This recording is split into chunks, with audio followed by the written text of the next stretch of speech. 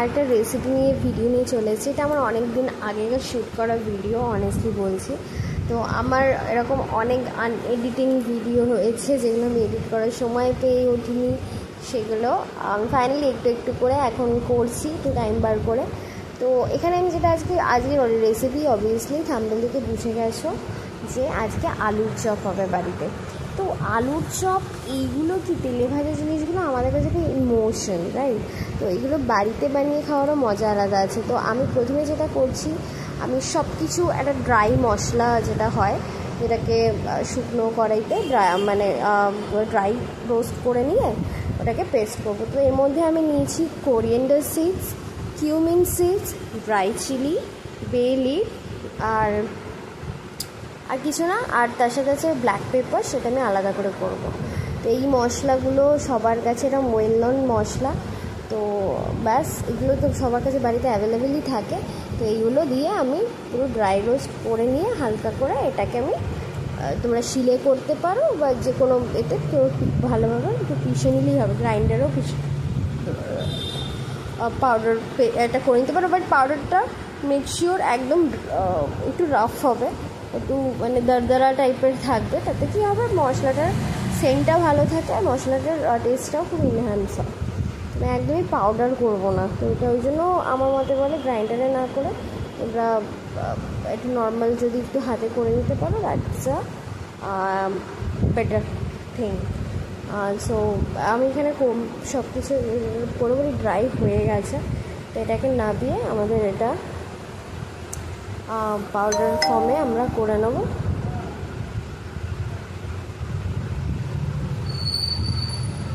করার পর এখানে নিয়ে নিয়েছি, দেখছি ব্ল্যাক পেপারটা আমি আলাদা করছি, বিকজ ব্ল্যাক পেপারের পাউডারের দরকার পড়ে সে বাড়িতে, এটা আলাদা করে আমি বাড়ির জন্য একটু রেখে দেবো। এরপরে আমি কড়াইতে দিয়ে দিয়েছি মাস্টার্ড অয়েল, একদম অল্প সরষের তেল দেবো। এই জিনিসটা যত কম দেওয়া যায় তত ভালো, তো যত কম ইউজ করবে তত ভালো। বাট এটার মানে এই নয় যে তেল কম দিলে টেস্ট কম হবে, এটা একদম ফালতু কথা। ভালো করে মন দিয়ে বানালেই যে কোনো জিনিস টেস্টি হয়। তো এখানে আমি বয়েল পটেটো নিয়ে নিয়েছি। আলুটা আগে থেকে আমি বয়েল করে রেখেছিলাম, বাট বয়েল করে মানে আমি এটা করতে দিয়ে এটাও পাশে আমি করছিলাম। তো আলুটা মেকশিওর যাতে গরম গরম হয়। অনেকে হয়তো করে রেখে দিচ্ছ, ঠান্ডা করছো, ঠান্ডা করে আলুর যে আমরা পুরটা বানাবো আলুর সাথে, সেটা অতটা ভালো হয় না। তো গরম গরম করলে ওটা টেস্টি হয় আর ওটা ভালো হয়। এখানে আমি দেখছো পেঁয়াজ দিয়েছিলাম, আর এর মধ্যে আমি আলুটা অ্যাড করে ভাজা মশলাটা অ্যাড করে দিয়েছি, পুরো একটা পুর তৈরি করে নিয়েছি। এর মধ্যে স্বাদ অনুযায়ী আমি নুন দিয়ে দিয়েছি। তারপর এটা গরম গরম দেখছো একদম হাতে একটু ধোয়া উঠছে, বাট কী করবে, একটু ভিজে হাতে করে করতে হবে এটা, তবে এটার স্বাদ হবে। আর ঠান্ডা হয়ে গেলে এটা তুমি ঠিক ভালোভাবে চ্যাপটা করে যে ফর্মটা আছে আলুর চপে, সেটাও হবে না, এটা স্টিকি হয়ে যাবে। তো গরম গরম থাকতে থাকতেই করতে হবে। তো করার পর আমাদের বেসনের ব্যাটারও হয়ে গেছে, এখানে আমরা হালকা নুন অ্যাড করছি, এগুলো হয়ে গেছে। তো এবারে গরম গরম তেল আমি বসিয়ে দিয়েছি, আমরা রিফাইন অয়েলে ফ্রাই করছি। তোমরা যে কোনো সানফ্লাওয়ার অয়েল বা যে কোনো তোমরা যে অয়েল খাও রিফাইন অয়েলের মধ্যে ইউজ করতে পারো, ইউজ করে গরম গরম তেলে ভেজে নাও। সঙ্গে আমার রেডি আছে গ্রিন চিলি অ্যান্ড মুড়ি, ব্যাস দিস ইজ দ্য ইমোশন। আর এটার সাথে যদি বাড়িতে একটু শীতের দিনে একটু যদি কফি বা নর্মাল এইরকম সময় পুজো আসছে, তো এখন হালকা শীত হালকা গরম, এরকম সময় হালকা চাও বানিয়ে নিতে পারো।